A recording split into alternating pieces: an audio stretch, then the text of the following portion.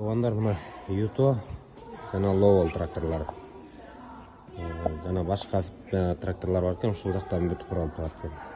Заводдун ичине киргизген жок, бирок курал чыккандан кийинки тракторлар мына Юто менен Ловолдун 504-нөн баштап кете берет экен ушул чоң тракторлар. Эгер алат элем чоңун ичинесин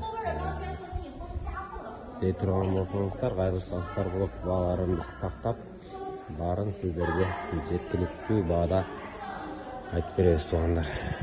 Эгер кымбат болуп атат, ушундай болуп атат десеңер, биз дагы сүйлөшүп ушул жактан түзмө-түз жеткизип беребиз туугандар. Ошондуктан кайрыла бериңиздер. Бизде трактордун түрү менен Ловол менен Юто. LX булар да ошо LMA болуп бөлүнөт экен. 2004 жакта Юто. Бул да Юто, бул да Юто. Просто эле жазуусу экөөбүздүн башка. LXM, LXMA болуп бөлүнөт экен да булар туугандар. G4 болуп бөлүнөт экен Юто. Ошон үчүн кайрылып элеңиздер туугандар.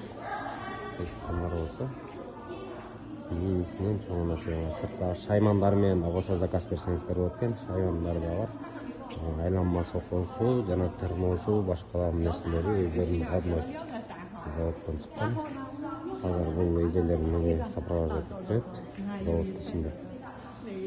Туугандар, мына Ютонун 904 балбан трактор болот экен өзү.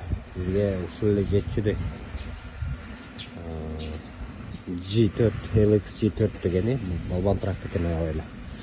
804 бар экен кичирээк. Анан 1004 бар экен. 1604, дальше 2004 буларды бизде иштетпейт эле го дейт. Жерде өтө катуу чыккандар иштетпесе көп жер айдагандар.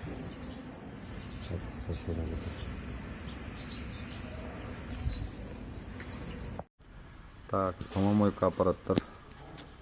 Именно Кыргызстанга отправ болчу 3 эмесин көргөзөйүн силерге. 3 киловаттык, 4 киловаттык, 5 киловаттык. Каалаган заказ берсеңер болот. 160 миң, 170 миң, 180 миң сом. И булар болсо сом, монета и QR код кылдырып жасатсаңар болот. И ушундай пылесосы да кетет.